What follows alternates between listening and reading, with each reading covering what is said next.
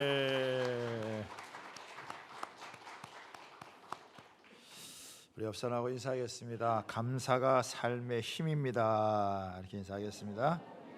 예. 오늘은 겸손하신 왕으로 인하여 감사하라라고 하는 제목으로 하나님 말씀을 나누도록 하겠습니다. 오늘은 추수감사 주일인데요. 코로나 팬데믹 가운데 또 맞이하는 이 추수감사 주일이 더 뜻깊은 것 같습니다. 영어로 보면은 Thanksgiving Day잖아요. 그러니까 감사는 드리는 거예요. Thank you 플러스 giving이니까 감사는 드리는 것이다. 시편 107편 1절에 보면은 여호와께 감사하라. 그는 선하시며 그 인자하심이 영원하미로다 라고 말씀하고 있어요. 하나님의 그 무궁하신 선하심과 인자하심 때문에 지금까지 우리가 지내온 모든 것이 하나님의 은혜였다, 이런 고백인 거죠.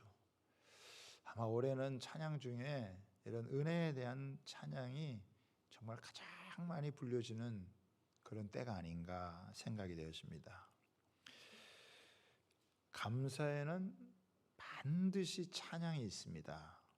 시편 100편 4절에도 보면 감사함으로 그의 문에 들어가며 찬송함으로 그 궁전에 들어가서 그에게 감사하며 그 이름을 송축할지어다 라고 했습니다. 감사가 넘치면 찬양이 나오게 되고 찬양의 주제는 바로 감사인 것입니다. 그래서 우리가 예배하러 올 때에도 우리가 감사와 찬양을 드리고 또 예배를 끝나고 우리의 삶의 현장에 갈 때에도 우리가 감사와 찬양이 계속 우리의 삶 가운데 머물게 되기를 주님의 이름으로 축원합니다. 지난 20일 동안 오늘이 마지막 다니엘 기도의 날인데요. 하나님께서 얼마나 큰 은혜를 많이 부어줬는지 모릅니다. 저도 몇 번 아주 울컥하는 시간이 있었고 마치 분물이 터지듯이 기도가 이렇게 터지는 그런 시간이 여러분 있었습니다. 제가 고3 만렙 때 예수님을 믿고 그때 우리 반 친구들 몇 명이 예수 믿는 친구들이 있었어요. 제가 늦게 믿었지만 그 친구들하고 이렇게 모임을 만들어서 그 모임 이름을 데스티니라고 하는 이름을 그때 줬었어요. 근데 이번에 강사 중에 한 분이 데스티니라고 하는 그런 그 제목을 가지고 말씀을 나눴는데, 지난 세월 이제 고등학교 때로부터 하면은 벌써 한 35, 6년이 되더라고요. 하나님의 그 계획과 인도하심을 생각하면 참으로 정말 놀랍다.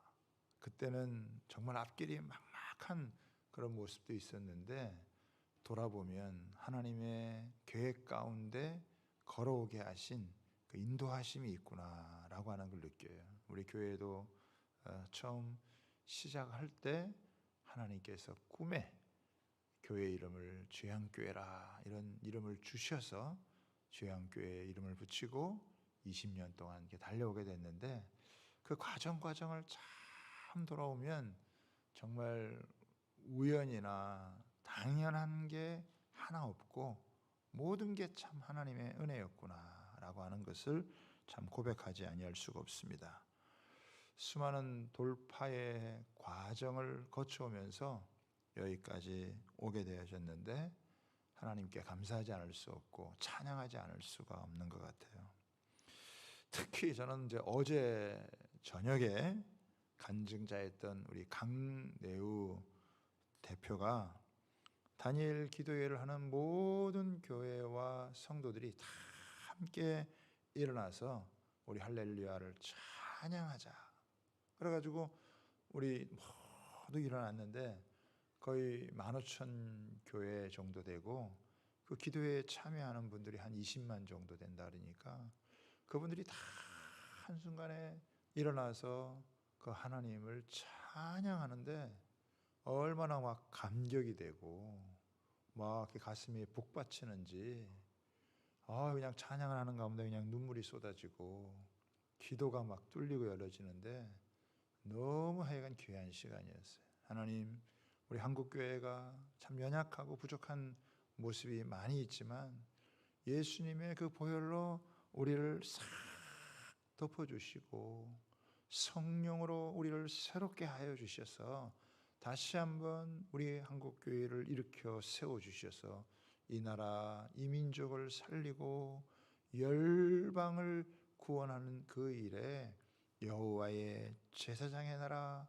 하나님의 봉사자의 나라로 다시 한번 삼아주시고 또 하나님께서 그런 은혜를 베풀어 주실 거라는 그런 마음이 드니까 그냥 막 얼마나 그 귀한 시간이 그냥 감격스러운 그런 시간이었는지 아주 너무나 큰 은혜가 있었습니다.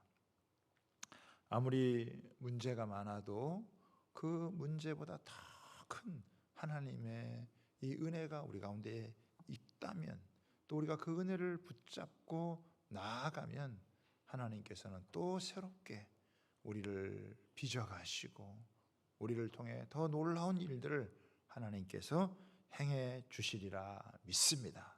이런 기대와 소망을 여러분 가지고 우리가 또 이 추수감사절을 맞이해서 하나님께 또 영광을 돌리고 또 이렇게 영광을 돌리고 나면 또 하나님께서 시온의 대로를 여셔서 우리로 하여금 믿음의 길을 달려갈 수 있도록 이끌어 주시는 줄 믿습니다. 오늘은 이제 스가랴 우리 9장을 살펴보는데요. 스가랴 9장은 이스라엘 백성들이 성전 건축을 하고 난 이후 약 40년이 지난 시점에 선포되어지는 말씀이에요.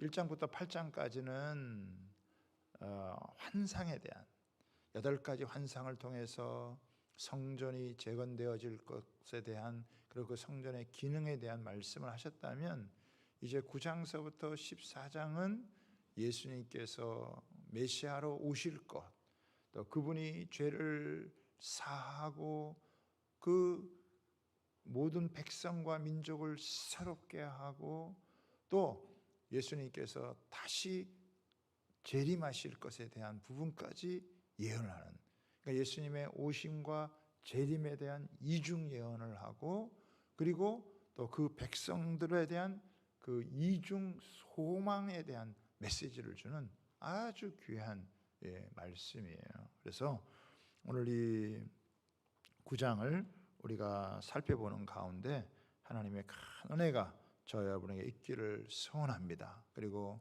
우리에게 이 메시아를 보내주신 하나님께 감사를 드리고 그분이 다시 오셔서 최종적인 완성을 바라보면서 미래에 대한 참된 소망을 가지고 현실에 대한 어려움들을 잘 이어나갈 수 있는 그런 저와 여러분 되시기를 주님의 이름으로 부탁을 드립니다. 이스라엘 백성들의 이때 당시의 모습을 보면요, 아직도 주변 열국들의 방해와 핍박으로 인해서 여전히 불안과 두려움 가운데 있었어요. 하나님께서 회복시키셔서 예루살렘으로 돌아와서 성전까지 짓고 믿음을 갖고 살아가지만 그러나 현실은 여전히 어려운 부분이 있었다는 것입니다. 이스라엘 백성들이 죽도록 고생을 할 때 주변의 열강들은 호황을 누리면서 살았어요. 그런데 세월이 조금 지나가다 보니까 한때 번영을 누렸던 열강들은 사라지는 거예요. 아수르도 사라지고 바벨론도 사라지게 되어지고 또 메데 바사도 사라지고 이렇게 사라지는 거예요. 그런데 무서운 환난 가운데 있었던 유다 백성들은 오히려 건짐을 받고 다시 한번 역사의 중심에서 아주 귀하게 사용되어지는 놀라운 미래에 대한 소망의 메시지를 지금 전해주고 있는 것입니다. 주전 336년 마케도니아에서 가장 존경을 받았던 빌립의 아들 알렉산더가 페르시아의 다리오 왕을 정복을 하고 더 나아가서 세계 정복을 꿈을 꾸게 되어집니다. 그래서 이 알렉산더는 자신이 정복한 나라의 헬라 문화를 다 심었어요. 알렉산더가 그 이스라엘의 북부, 남부를 점령을 하고 이제 예루살렘을 정복하려고 하는 바로 그 시점에 그만 이 알렉산더가 33살의 나이에 요절을 하고 맙니다. 하나님께서는 알렉산더를 통해서 모든 나라를 심판한 다음에 그러나 예루살렘은 하나님이 눈동자와 같이 보호하셨어요. 그래서 여러분 오늘 읽지는 않았지만 8절을 여러분 한번 보세요.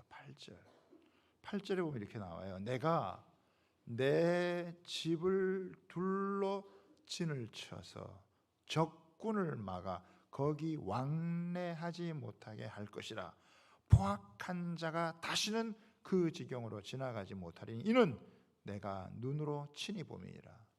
예루살렘은 어려운 가운데 성전을 짓고 그 가운데 믿음 생활을 하는 사람들이 있는 거예요.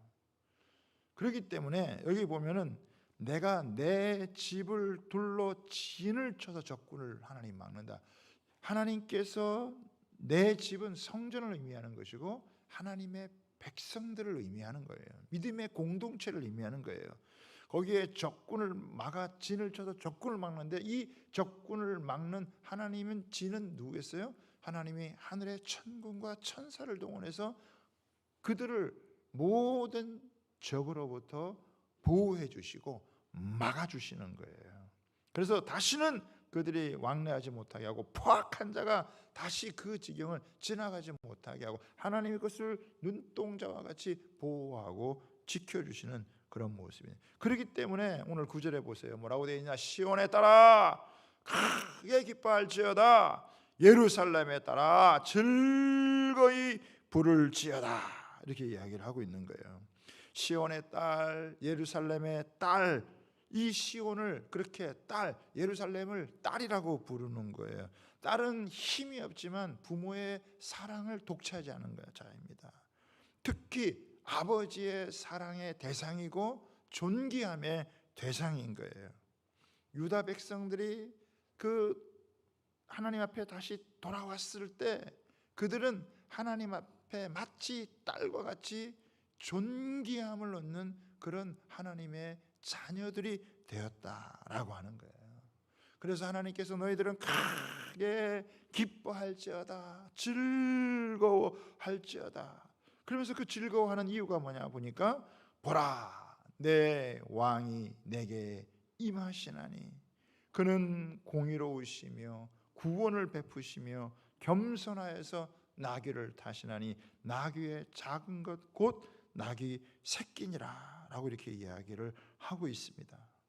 그러니까 여기 보면은 보라, 내 왕이 내게 임하시나니, 여기 내 왕이 내게 임하신다라고 하는 말이 이게 현재 진행형으로다가 이 시제가 표현이 되어 있어요.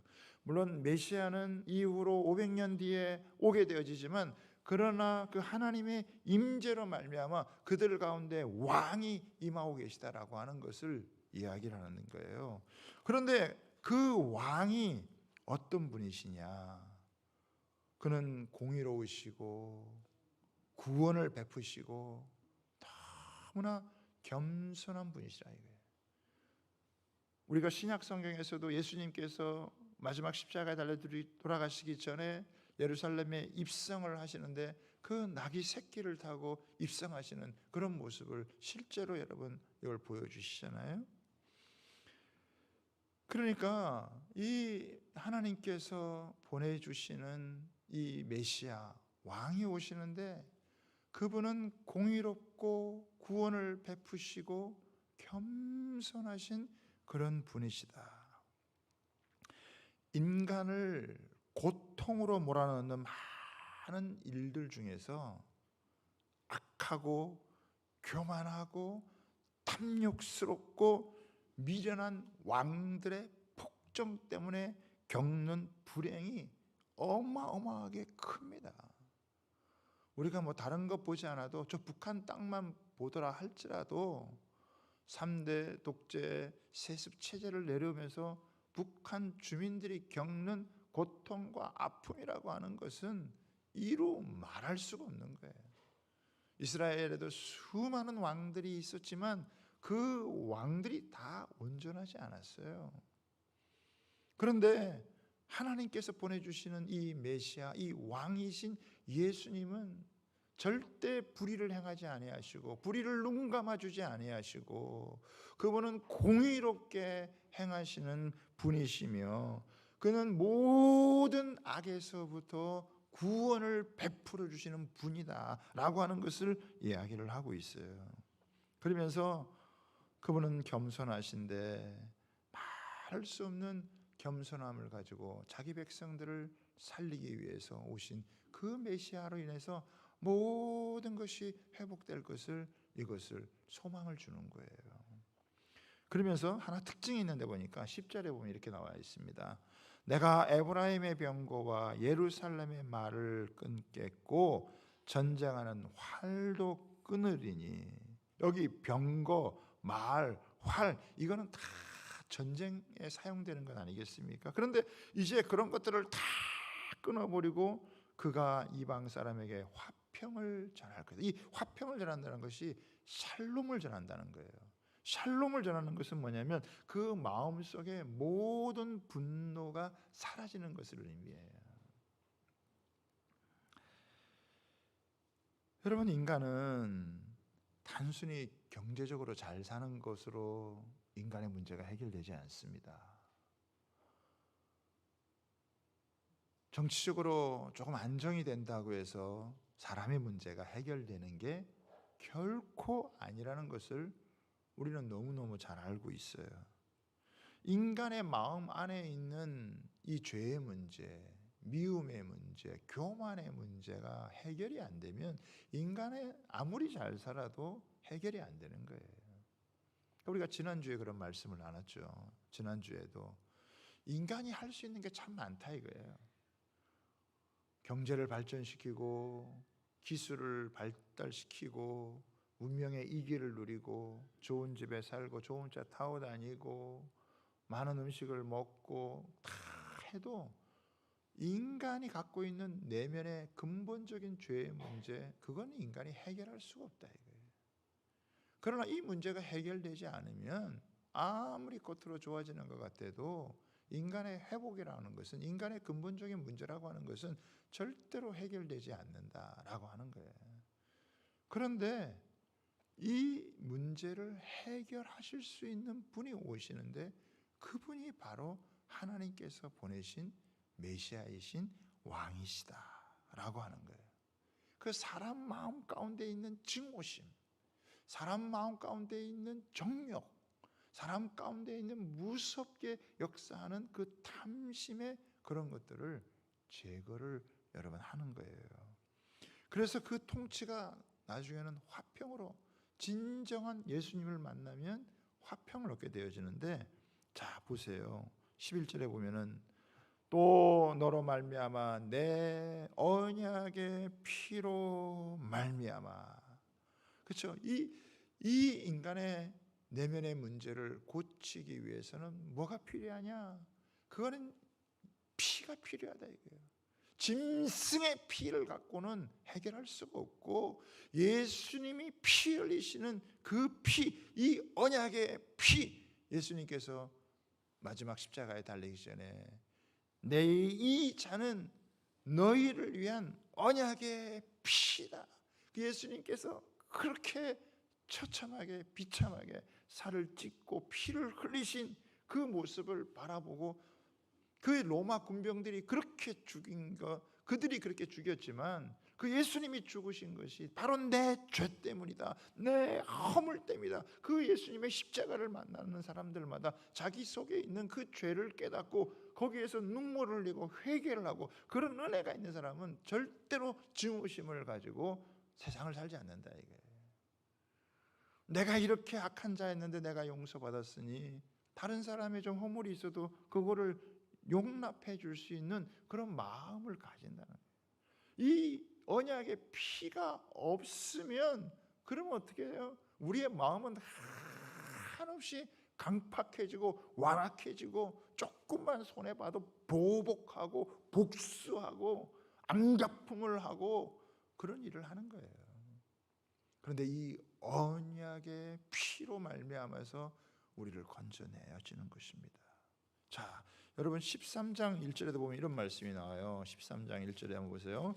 13장 보면은 그날의 죄와 더러움을 씻는 셈이 다윗의 족속과 예루살렘 주민을 위하여 열리리라. 여러분 이 죄와 더러움을 씻는 이 셈이 하늘로부터 확 열리는 게 이게 십자가의 사건이고 이게 언약의 피라 이거예요. 다시 한번 여러분 9장 돌아와 가지고 보세요. 언약의 피로 말미암아 내가 내 갇힌 자들을 물없는 웅덩이에서 놓았나니. 여러분 이 언약의 피가 없을 때는요 이스라엘 백성들은 진짜 물없는 웅덩이를 많이 경험을 했어요. 이 물없는 웅덩이가 뭐예요? 이 물없는 웅덩이는 절망의 시간이에요. 좌절의 시간이에요. 앞이 캄캄하고 막막한 그런 여러분 시간이에요. 왜? 그 의미를 깨닫지를 못하는 거예요. 왜 고난을 받는지, 왜 시련을 겪는지, 왜 어려움을 겪는지 이거를 여러분 몰라요. 그런데 이 언약의 피를 경험한 사람들은 이 물없는 웅덩이의 이 시간이 자신들에게는 연단의 시간이라는 것을 깨닫게 되어져요. 여러분 우리가 다니엘 기도회를 이렇게 20일 동안 쭉 해오면서 야, 어떻게 저런 고난을 견딜 수 있었을까? 어떻게 저런 아픔을 갖고도 저렇게 멋지게 살 수가 있을까? 정말 한 사람 한 사람 보면 간증자들마다 기가 막힌 사연들이 있고 기가 막힌 아픔이 있고 정말 씻을 수 없는 상처와 고난의 시간이 있는 거예요. 어떻게 보면은 너무 막막한 시간이겠죠. 그 고난 속에서 어떻게 회복될 수 있을까? 마치 이스라엘 백성들이 바벨론 포로에 끌려가 가지고 70년 동안 그들의 미래가 보였겠어요? 그들의 장래가 여러분 어떻게 그려질 수 있겠어요? 그런데 하나님께서 놀라운 구원의 역사를 베풀어서 회복시키시잖아요. 마찬가지로 그렇게 캄캄하고 절벽과 같고 미래가 보이지 않고 어두운 그 땅 가운데서 하나님이 놓아주는 거예요. 뭘 깨달으니까 그 언약의 피로 말미암아 그 하나님께서 이 시간 이 고난의 시간이지만 이 시간을 하나님께서 나를 빚어가는 연단의 시간이구나. 내 속에 있는 음란과 정욕과 탐심과 이 부정한 모든 것들이 내 안에서 녹아지고 그것들이 사라지고 하나님이 내 안에서 새로운 일을 빚어가게 하시는 그런 기간이구나 라고 하는 것을 여러분 깨닫는 거예요. 그래서 비로소 그 고난 속에서 그 의미를 깨닫고 부정적인 반응을 하지 않고 하나님 앞에서 긍정적인 반응을 하면서 그들이 거기에서 헤어나는 거예요. 거기에서 벗어나는 거예요. 그게 간증이 되고 그게 찬양이 돼서 우리 가운데 드려질 때 너무너무 아름다운 너무너무 참 귀한 은혜가 되어지는 그런 시간이 되었죠. 잘 보세요. 12절 보세요. 갇혀 있으나 소망을 품은. 여러분 갇혀 있으면 자유롭지 못하잖아요. 그렇죠? 자기가 원하는 대로 뭔가 할 수 없잖아요. 마치 인생 가운데서 갇혀 있는 것과 같은, 때로는 감옥에 갇혀 있는 것 같고 때로는 삶의 문제에 갇혀 있는 것 같고 때로는 내가 할 수 있는 것을 원하지 못하는 그런 거에 딱 막혀 있고 갇혀 있는 것 같은데, 그런데 이들이 여기서 소망을 발견하는 거예요. 소망을 품는 거예요. 내가 아무리 갇혀 있는 것 같아도 하나님께서 그 아들 예수 그리스도 메시아 그 왕 대신 공의로우신 겸손하신 그 구원을 베푸시는 왕을 보내주시면 우리는 모든 문제에서 건짐을 받는다, 회복되어진다, 다시 부흥을 경험한다, 다시 영적인 회복의 은혜를 경험하게 되어진다. 여기에 소망을 두는 거예요. 세상의 소망은 다 끊어지는데 그 하나님에 대한, 메시아에 대한, 그분에 대한 소망을 다 품은 하나님이 그들에게 그런 은혜를 주시는 거예요. 어쩌면 팔다리 사지없이 다 잘라놓은 것은 세상에 있는 모든 기댈 것 소망을 다 끊어버리고 오직 하나님만 바라보고, 그래서 갇혀있으나 소망을 품은 자들아 너희는 요새로 돌아올 자. 요새라는 것이 뭡니까? 적들의 공격으로부터 안전하게 보호해 줄 수 있는 것이 바로 요새인데, 그 요새로 돌아오라. 그 요새가 어디 계세요? 하나님의 말씀이고 하나님 앞에 기도하는 것이고 하나님의 성전이고 하나님의 백성들의 공동체이고, 너희가 요새로 돌아오라, 하나님께로 돌아오라. 그러면 하나님께서 어떻게 해주시느냐? 하나님께서 해주시는 일이 무엇이냐 보면은 내가 내게 갑절이나 갚을 것이다. 하나님이 갑절로 갚아주신다. 2배로 갚아주신다. 2배로 갚아준다는 건 꼭 2배를 갚아준다는 게 아니라 과거에 너희들이 겪었던 상처, 아픔, 괴로움, 안 맺힌 거, 그거 하나님이 싹 보상해 주셔서 위로해 주시고 회복해 주시고 그들이 진짜 장래의 소망을 품고 나아갈 수 있도록 미래에 대한 비전을 주고 꿈을 준다는 거예요. 그래서 2배예요. 과거의 상처를 하나님께서 아픔을 다 치유해 주시고 미래에 대한 소망의 길을 열어주시는, 이게 바로 갑절이나 갚아주신다는 거예요.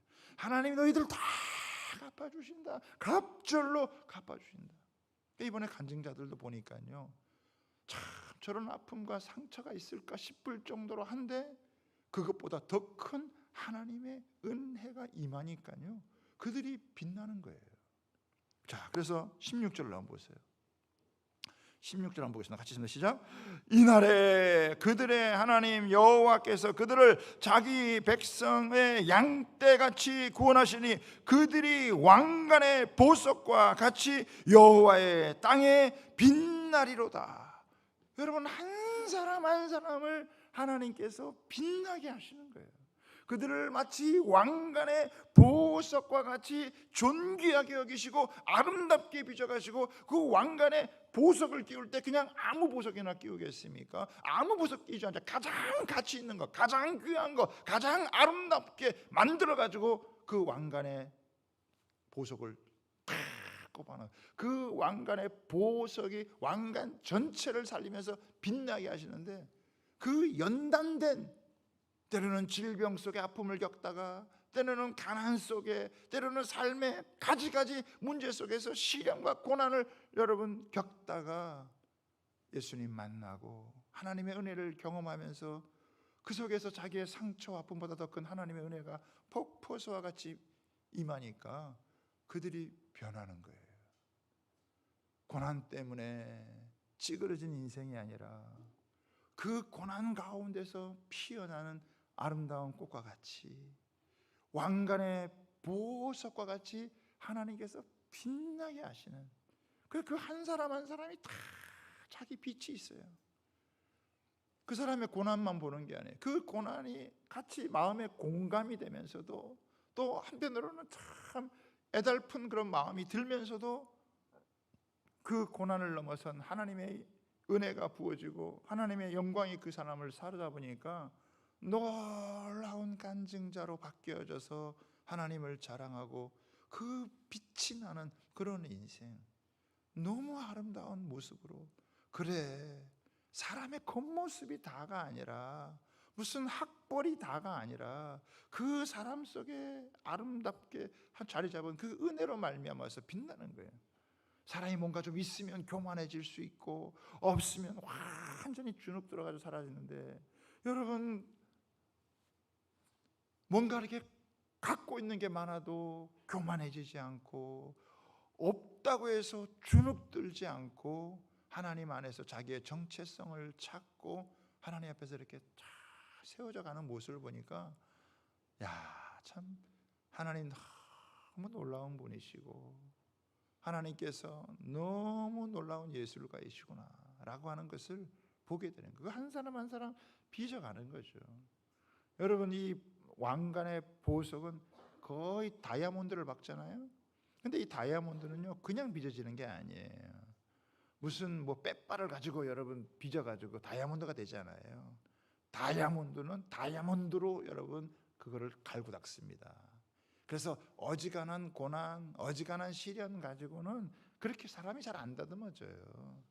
완전히 그 사람의 자아가 꺾이고 그 사람의 인생이 완전히 새로워질 수 있는 그런 문제를 하나님이 두게 하셔서 거기서 하나님이 다루시면 막 진짜 물 없는 구덩이와 같은 그런 시간을 보내는 것 같은 너무 힘들고 견디기 어려운 그런 순간인데 하나님 오히려 그 시간을 연단의 시간, 정화의 시간을 가지게 하셔서 그를 막 보석과 같이 왕관의 보석과 같이 빛나게 하시는 그런 하나님이시다. 할렐루야. 하나님 그런 분이세요. 옆에 분하고 인사하겠습니다. 하나님은 당신을 왕관의 보석으로 삼으십니다. 이렇게 한번 인사하세요. 그렇죠. 너무 좋죠, 여러분. 근데 한번 이렇게 인사해 보세요. 그러려면은 갈릴 거를 각오하세요. 이렇게 한번 갈릴 거를 각오하세요. 한번 해보세요. 옆에 분하고. 그렇죠. 왕관의 보석이 그냥 안 된다고요. 갈리는 거예요. 그래서 문제가 생기는 게 문제가 아니고 그 문제 속에는 감추어진 하나님의 놀라운 계획이 있다는 것을 믿으시기를 바랍니다. 그래서 하나님이 그렇게 빚어가시고 그렇게 하나님이 아름답게 세워가시는 거예요. 그러면서 마지막 한번 보겠습니다. 17절 보겠습니다. 같이 읽습니다. 시작.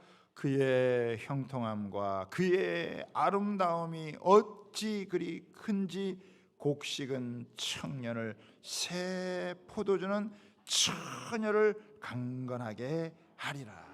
여기 보면은 그의 형통함, 그의 아름다움은 저는 이거를 메시아라고 생각했어요. 그의 형통함, 예수님의 형통함, 그의 아름다움이 얼마나 크고 위대한지, 얼마나 또 세밀한지.